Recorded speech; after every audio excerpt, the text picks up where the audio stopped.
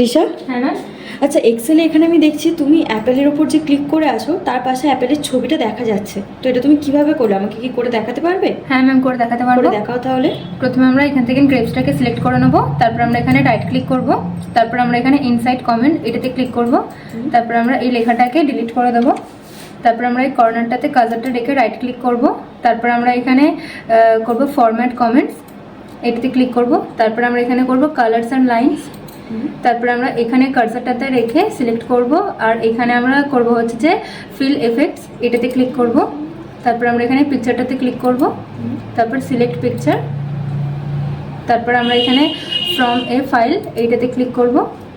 আচ্ছা ছবিটা আমরা ডাউনলোড করা আছে।